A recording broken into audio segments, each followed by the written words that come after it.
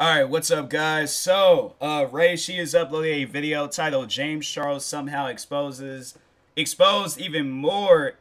Oh, somehow exposed. Okay. I was like, I thought it was like leading into like he exposed people, but no, he's the one getting exposed. Even more in a new article. Didn't know that would be possible. Dang. So it's getting pretty bad for good old James Charles. I mean, hey, you set yourself up for that type of stuff when you it's like when you out doing wrong, it's like, yeah, bro, don't think for a second. It's like it ain't gonna come to the light, and you ain't gonna get exposed on it. But nah, anyways, let's go ahead and get into this video, guys. If you haven't, make sure you go subscribe to the Hot Tea channel. Make sure you subscribe to Ray's personal channel, Ray Rahimi, and her business channel, Build Your Pocket. And then that being said, let's get into this video.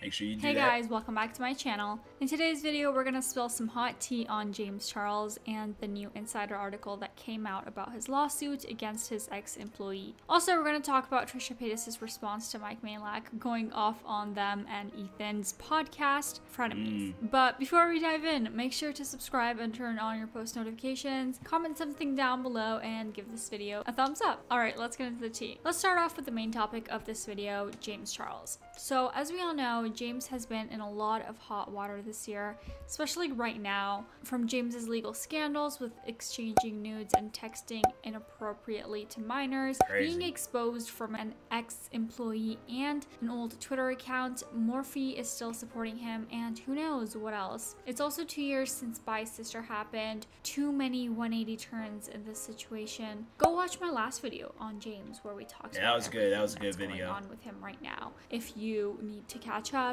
we've covered his response on the lawsuit against him and his old Twitter account. In his response, James mentioned an article that was about to drop. Many people figured out it would be from Insider, and they guessed right. So let's talk about the article. There are actually two Insider articles on James. The first one is public, everybody can see it, and the second one is behind a paywall. The first article came out on the 12th of May, shortly after James's video response to the lawsuit. The article goes over what James said in the video, which we have already covered on this channel. Check out my video for more details. Hee shameless plug. Anyways, the article also includes Kelly's response to James as well as the following topics. Beauty influencer James Charles has a lucrative career, but it's on the downswing. Now a former employee is suing him over claims of wrongful termination and non-payment. Charles's former creative director also told Insider that Charles used the N-word in front of her. Now Charles's former producer and creative director Kelly Rockline is speaking out about her lawsuit against him, alleging wrongful termination, disability discrimination, failure to provide reasonable accommodation, and failure to pay minimum wage for overtime hours worked. In an interview with the Insider, Rockline and another source alleged that Charles used the N-word in front of them as well. It's mentioned that James casually said the N-word in front of Kelly as well as other people. In his response video, he denied that and also linked it to the old Twitter account drama that just came out. Allegedly, someone hacked James's old account and tweeted the N-word at Jeffree Star. James said that both of these cases where he apparently said the word were conveniently timed right now. The article went on to say, while Rockline said that she initially wanted to settle with James Charles privately, she said that he and his legal representation declined to settle during early conversations in 2019, indicating that they would prefer to litigate the dispute in private arbitration. In March 2020, Rockline filed her complaint in Los Angeles County Superior Court. So Kelly is saying that she wanted to deal with this privately. If James filed for arbitration, it would be up to him to pay for it. And from what is said in the article, he didn't pay in time, so they didn't move forward. Then the ex-employee filed a complaint to the LA Superior Court, and the response was he didn't pay, therefore straight to litigation. And if you guys remember, in James's video, he asked, why is she going public with this now, even though the legal dispute has been going on? I need to watch some like court stuff, like actual legit like court shows rather than Judge Judy and freaking divorce court. It's like so I can know what's being said in these videos. Like all I know is that the man is being sued, but all them other words, I'm like Kale from Good Burger when he was like, I know some of these words. Like that was pretty much like in that past segment of the video, like that's exactly what was running through my mind. yeah, I'm like, dang, I just hope that I'm never sued for anything. Like, that's what I'm saying. It's like, you got to do right by people so they won't take you to court. Because I can see myself looking at a court paper, all like, what are these words, bro? Like, I need a lawyer. I need a lawyer for this. For 2 years. James looked really frustrated in his video. He was presenting this situation as blackmail, basically, and he knew that the article would be coming out. Some people were taking his side on that point, but the majority seemed to think that he was trying to manipulate the narrative. The article said, in response to Charles's May 10th video, Rocklin's attorney told Insider that the reason the case has taken so long is because of Charles's legal team's attempt to compel arbitration and their subsequent appeal when arbitration was denied by the court. Rocklin says she's hoping to set a public precedent for how influencers treat employees, and she's in the process of litigation to be compensated for unpaid wages she says were withheld from her, along with damages, penalties, attorney fees, and interest from the 3 years since Rocklin was fired. Essentially, what's happening is that Kelly wants compensation for all of the overworked hours and to make a statement to influencers and the way that they treat their employees. Sometimes there is a blurred line when it comes to internet famous people and the ones who work with them, between friendships and work relations, which obviously could lead to problems like this lawsuit. Emily D. Baker has been going over all of the documents, so if you want a more in-depth look into this case, I'm gonna have to watch her videos here on YouTube. Some of Kelly's claims were that James would be really nice over texts and emails and any form of written communication, but verbally he would be mean and pressuring her to work while she was still recovering. Also, FYI, there haven't been any screenshots or other forms of evidence to back up what she's saying. Well, obviously because it was verbal, but so far it's just her word against James. Emily Baker made a good point that it is easy to prove unpaid wages just by going through the bank statements from that period, but for the other claims it would be a lot harder. Another point is, why exactly was she terminated? Because she was fired not that long after a promotion, so what is the reason specifically, and can James prove that? This last statement wasn't it for the like her getting injured? I thought, because that's what it sounds like. It sounds like that he, because it don't really surprise me that would be the reason. Like, he's like, oh, okay, well, I need somebody that's up on their feet and being active. And it's like, if she got like some injury where she had to, being like bed, like resting and things, and he's probably like, oh nah, like I don't want nobody like in bed resting and I'm paying you. So I'm guessing that could be the reason, but I don't know. Maybe he just didn't like her. Like he seemed like he got that like that just like mindset where it's he looks at somebody and he just don't like them for some reason. So I don't know, but anyways, longtime employees / friends haven't really said anything on James. It's actually easy to believe, since he is an influential figure. Despite all of the allegations and scandals that he's been involved in, he still has a lot of connections, millions of profit, a strong fan base, mainly kids and young teenagers. So obviously there would be people in the industry who would support him no matter what. Either they have something to gain from him, or maybe they're not that great people themselves. And since we know James has had a problematic past in regards to racism, Ebola scandal, some of his past tweets, it's easy to believe the statement. Not that we have any proof of what Kelly is saying or what this third party is claiming, but a lot of people would be inclined to believe James probably did say those things. And when you see a pattern of behavior, it is easy to believe that it is happening again, especially with more and more allegations coming out every single day against James. But in a 2020 video, he said, how stupid would I be to filming myself saying the N-word and keep it up the next morning? So all in all, we don't really know what happened. At the end of the day, it's his word against hers until some form of evidence is shown. The main claims that matter and could be proven are if Kelly was underpaid and terminated from her job unfairly. Oh, and this is the title for the second article, the one that's behind a paywall. It says, James Charles's ex-employee speaks out about lawsuit claiming he didn't pay overtime and asked her to shave his butt. What the heck is this, James? You need to elaborate on this one, sister. Apparently that happened right before Coachella in 2019. Jessica Oles went over some of the points made in the second article. Bro, you better go to a professional on that. Video. The article further on explained how Kelly hit her head and got that concussion. Also, it was mentioned that James would act like a child and very immature, but when it came to business, suddenly he gave off a very big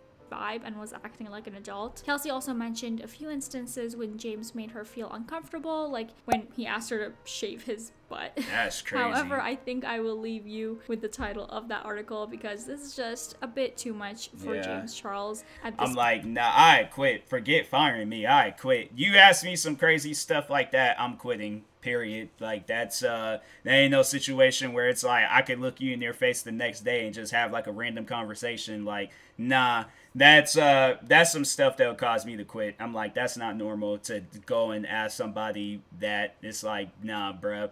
You should have thought that one through. Point. Anyone having flashbacks to that cowboy outfit? Tell me what you think on the first article. How do you guys feel about it? Moving on, let's talk about Trisha Paytas and her. Yeah, I think, if like, well, once when this does like go to court and things, it seems like it's in like the phase where it's like, oh, you're now being sued. So I feel like once when this does go to court, and if things do get leaked out, like audio recordings or videos or evidence of all these things going up against James Charles, then yeah, I do think that man, he's gonna be in the world of trouble, because yeah, this is a crazy situation. I never would have thought like James Charles would have been facing all this crap, but it's like, man.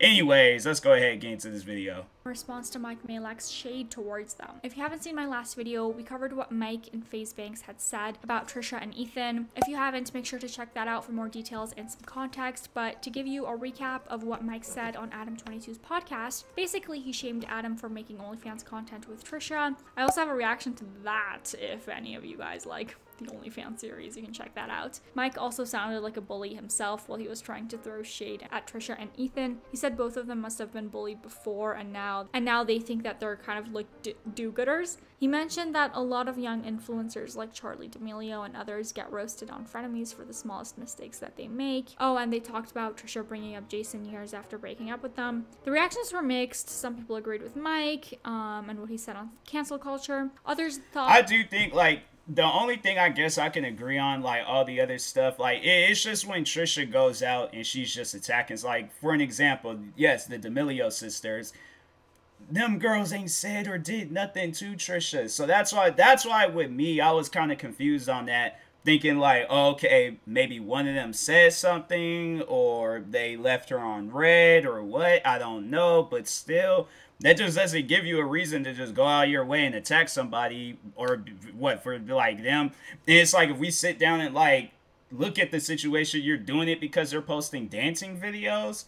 Like, unless you are dancing like the people in You Got Served, Stump the Yard, or the first Step Up. I don't care about all the other Step Up movies. I only like the first one because I'm like, it's the OG one. But yeah, it's like, if you are dancing like that, then it's like, okay, I can see where it's like a comparison or, like a little friendly competition. But at the end of the day, it wasn't even about that. Like, you just went out of your way to attack him. So that's why I had to agree with him on that. It's like, it's messed up. They got fans that like that stuff, and then there's fans that like your stuff. Who cares at the end of the day? But yeah, I do think like him getting on Adam22 for making a video with Trisha Paytas on the OnlyFans stuff. I do think there's like, all right, and like at the end of the day, I'm pretty sure both of them got a bag for that type of stuff. So, but anyways, he was being a hypocrite, and there were people who thought Mike stirred the pot because he wanted to be mentioned on frenemies. And let's talk about Trisha's response. Trisha posted a few clips to her Instagram stories where they expressed their opinion on Mike and FaZe.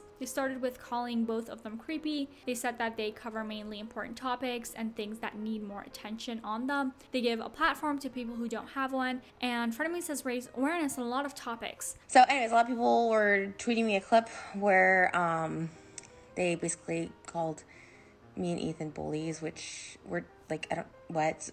We talk about, people who've committed sexual assault, discrimination, like race discrimination on TikTok, and just trying to bring light to issues, stop Asian hate. I mean, we're just trying to like bring awareness to issues and, really just talk about our opinions, hold people accountable.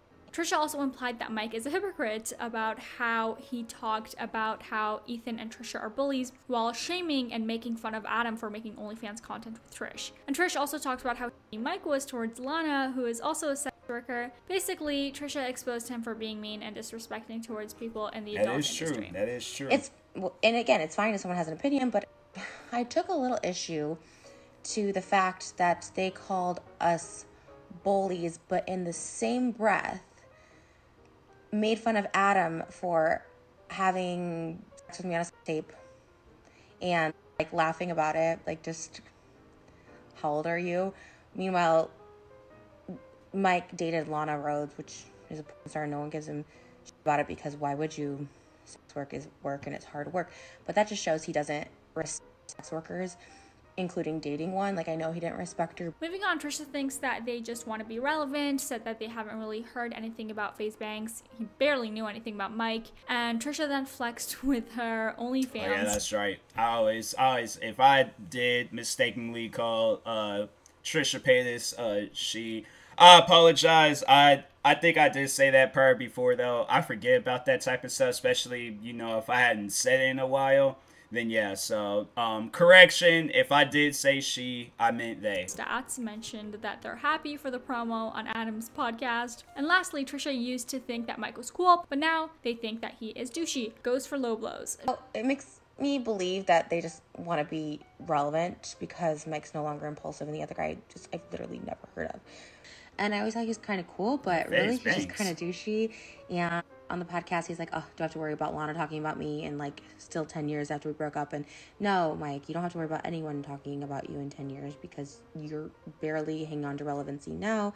That's why you have to go and do the low blows and attack sex workers and the other guy attacking my weed. And Trisha went on to say that Mike and FaZe are creepy, almost 40-year-old men, although FaZe is 29 and Mike is 36, and Trisha's 33, but okay. And they shouldn't be making content houses like the Hype House and others. Their last point, calling them 40, is a bit unnecessary in my opinion. I think most people would agree with Trisha's other points, but it's just weird how they mention age all the time when speaking about other people. Remember how earlier this year Trisha started beef with Dixie because 19-year-old is acting stupid like most 19-year-olds do? Trisha should drop the age shaming or whatever you'd call this, unless when they're talking about situations like the James Charles accusations where age needs to be applied to the facts. As you guys are both almost 40 and there's nothing wrong with that, but like don't start a hype house or clout house or collective house or whatever kind of house you're doing. It comes across, one, really creepy, two, really manipulative, and you're living there. So this was all of the tea for this video. Wait, whoa, time out, pause. So it's creepy to literally gather up friends of mine and just be like, regardless of whatever, because my thing is like, I do something like that when I'm like 50, 60 years old, just for the fun of it. Like if I'm still doing like content creating stuff, of course I would do some stuff like that. But it's like, it's overall like us just showing off our talent and entertaining people. Like at the end of the day, like that's the only reason why they're doing that type of stuff. I mean, I don't understand why that will be a problem. I don't know, but anyways. Video. Let me know what you guys think. What do you guys think about the Insider article? What do you think about Trisha's response? Share your opinions in the comments down below. Thank you guys so much for watching. If you like this video, make sure to give it a thumbs up and subscribe. I post new videos every single week. Alright, bye. It's like what I do think. I think Ray, she should definitely create a podcast. I love to like hear like what Ray would have to say on. Well, I mean like, well, I guess like talk more on it or something. I don't know. I just think that it would be dope if she had a podcast. But nah, anyways, yeah, to talk on that stuff. Yeah, I do think James Charles, like that man, his career, it's gonna be one of those things where it's like, what was like, is it like True Hollywood Stories? Was that the name of that like documentary show? I do feel like that they would do something on him, like, because me personally, if somebody were to ask me, do you think James Charles is his career done? I personally think that it's done for now. Maybe, I don't know. There might be a situation where he comes back and things is normal and he just goes back to doing what he's doing.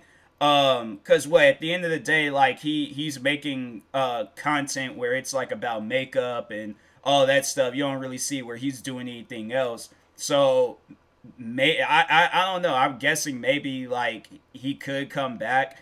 But other than that, I don't know. I think for now, like, yeah, that man's career is done. There's no way possible he could defend himself with all that allegations with the dudes on TikTok and in this situation with his ex-employer. Yeah, I don't think there's no coming back from that. And then talking on Trisha Paytas' response, like yeah, it it is what it is. Trisha Paytas, they got their own things to discuss in time. Like there's some things I could talk about in Trisha Paytas. Well, I guess like with the whole bullying stuff, like I can't agree on that. So it's like at the end of the day, it's like Mike got his own problems. But Trisha, you got your own problems too. So, but I don't know. I can't speak too much on it. Next thing you know, Trisha then came after me, and next thing you know, I gotta defend myself. I'm calling up Ray. I'm like, please, somebody help. But anyways, good video as always, guys. If you haven't, make sure you go subscribe to Ray's channel, Hot Tea. Make sure you subscribe to her personal channel, Ray Rahimi, and her business channel, Build Your Pocket. And yeah, and that being said, I will talk to you guys later. Thank you guys for watching. Like, subscribe if you're new to the channel, and peace.